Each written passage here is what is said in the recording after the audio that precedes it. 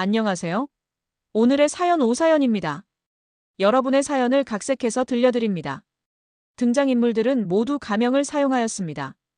그럼 오늘의 사연 시작하겠습니다. 제가 지금부터 들려드릴 이야기는 정말 믿기 어려울 정도로 충격적입니다. 한 남자가 가족을 위해 20여 년간 희생했던 삶이 한순간에 무너지는 순간을 목격하게 될 텐데요. 그 끝에 펼쳐질 반전은 여러분도 상상하지 못하실 거예요. 저는 김성우라고 합니다. 올해 45살이고요. 지금 제가 겪고 있는 일들을 정말 누군가에게 털어놓고 싶어서 이렇게 사연을 보냅니다. 제 인생이 완전히 뒤바뀐 그 순간부터 차근차근 말씀드릴게요. 이야기는 제가 20살 되던 해로 거슬러 올라갑니다. 대학교 1학년을 마치고 방학을 맞았을 때였어요. 아버지께서 갑자기 쓰러지셨습니다. 병원에서는 말기 암이라고 하더군요. 그때부터 제 인생이 완전히 달라졌어요.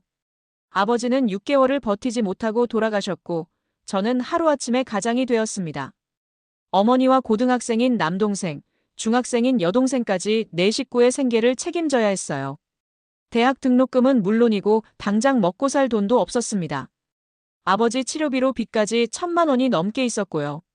친척들은 모두 어려운 형편이라 도움을 받을 곳도 없었어요. 어머니는 매일 우시면서 제게 미안하다고 학교라도 다니라고 하셨지만 저는 마음을 정했습니다. 동생들만큼은 제가 끝까지 뒷바라지해서 대학까지 보내겠다고요.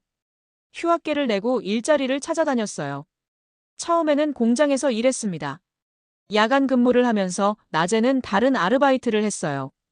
하루에 서너 시간밖에 못 자는 날들이 계속됐지만 그래도 웃으려고 노력했어요. 집에서만큼은 우울한 모습 보이고 싶지 않았거든요. 그렇게 2년을 버티다가 우연히 가구 대리점에 취직하게 됐습니다. 사장님이 정말 좋은 분이셨어요. 제 사정을 아시고는 많이 도와주셨거든요. 성실하게 일하는 모습을 보시고는 계속 승진시켜 주셨고, 나중에는 매장 관리까지 맡겨주셨어요. 가구 배송과 설치 일은 정말 힘들었습니다. 침대, 소파, 옷장, 식탁 같은 대형 가구들을 매일 배송하고 설치해야 했어요.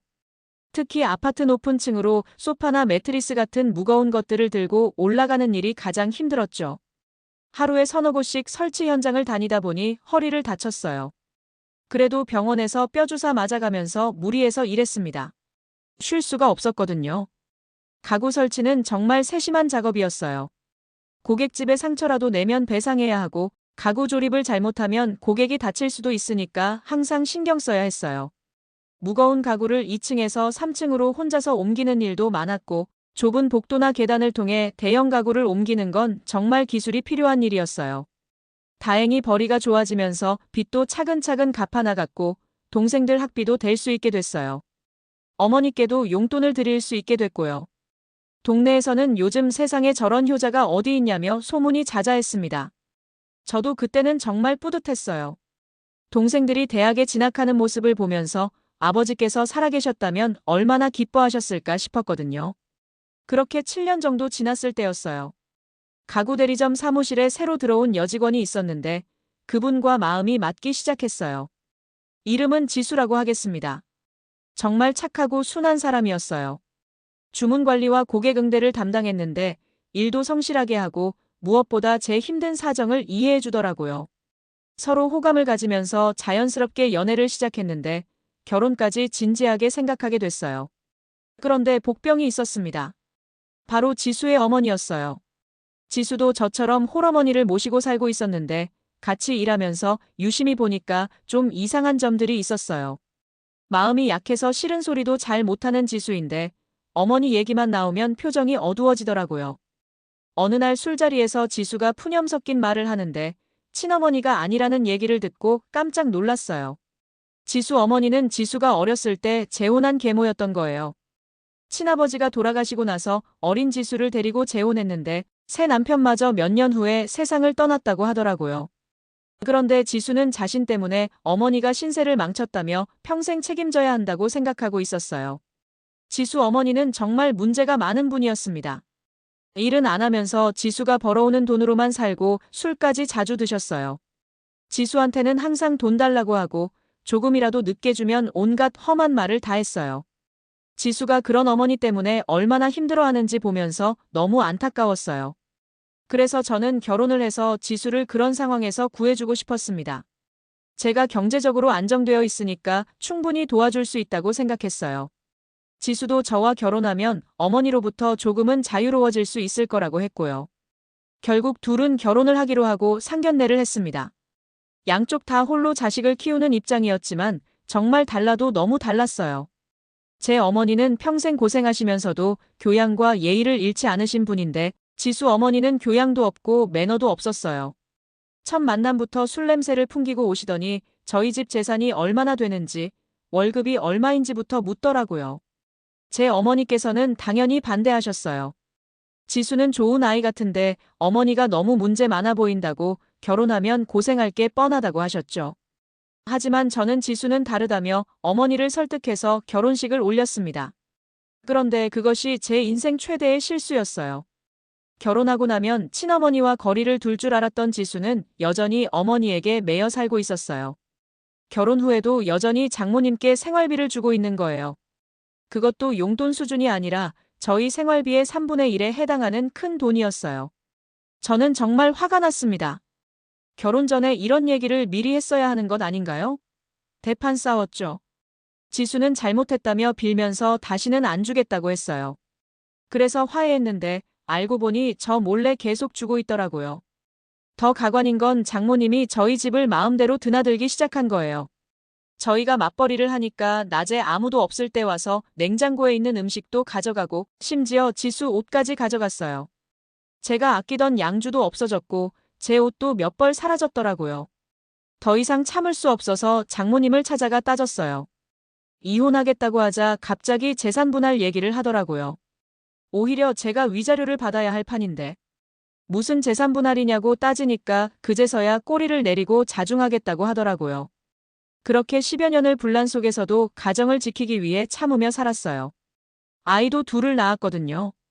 아들 하나, 딸 하나요. 아이들 때문에라도 지수를 잘 이끌어서 살려고 노력했어요. 그런데 한 번은 정말 기가 막힌 일이 있었어요. 가족여행으로 제주도에 갔는데 둘째가 갑자기 열이 나서 일찍 집에 돌아왔어요. 그런데 집에 와보니 장모님이 어떤 남자를 데려와서 저희 집에서 지내고 있는 거예요. 그것도 저희 안방을 쓰고 있었어요.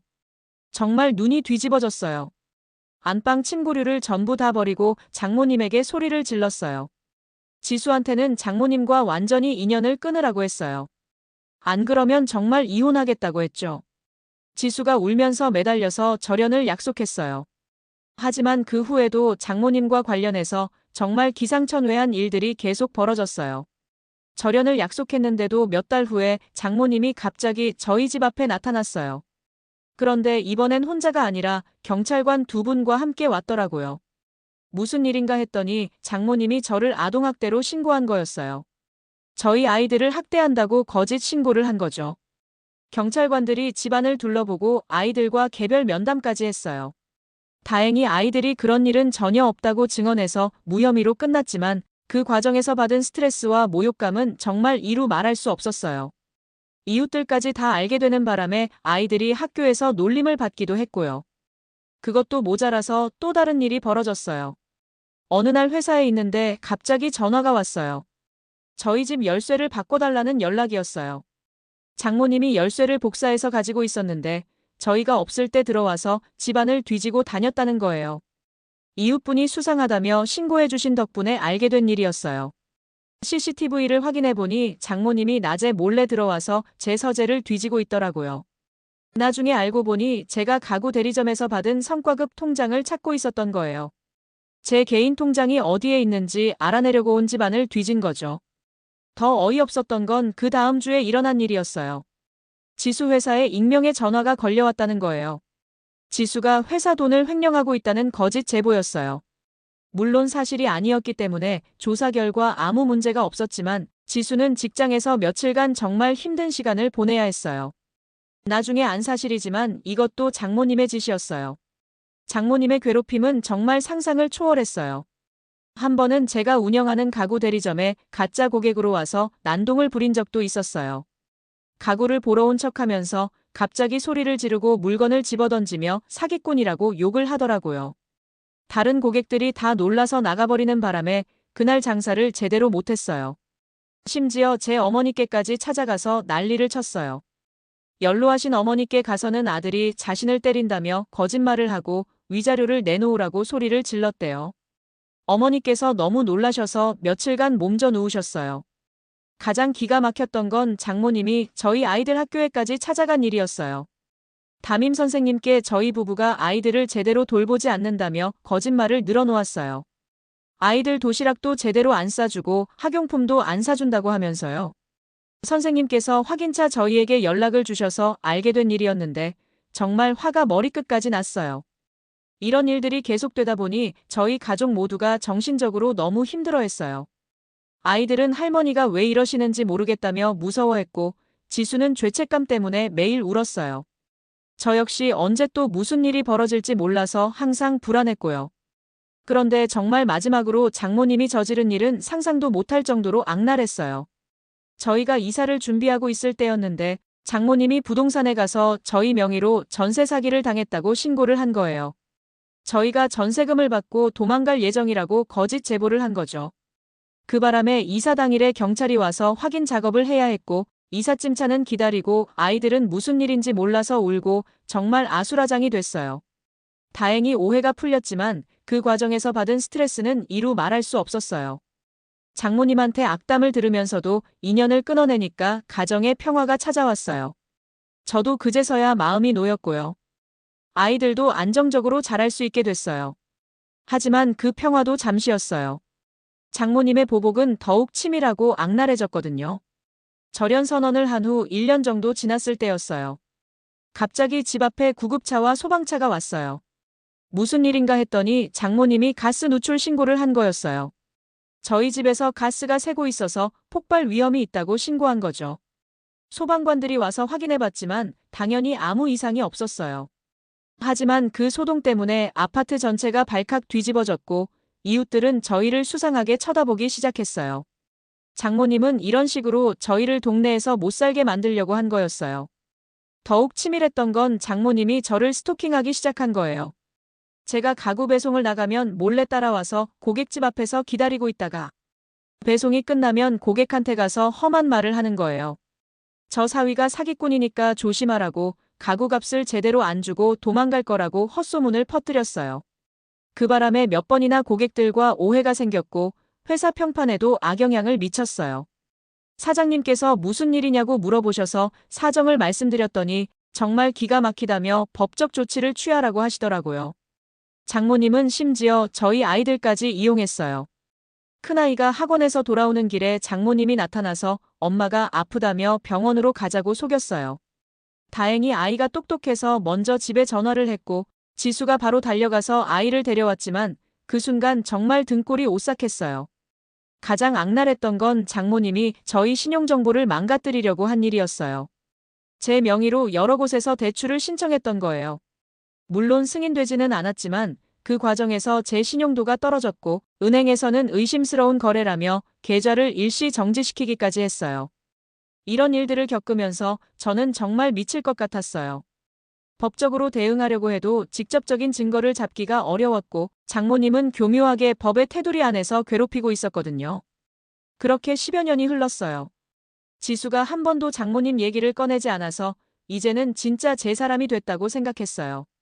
아이들도 고등학생, 중학생이 됐고 저도 가구 대리점에서 점장까지 승진해서 경제적으로 여유로워졌고요. 그런데 장모님이 다시 나타났어요.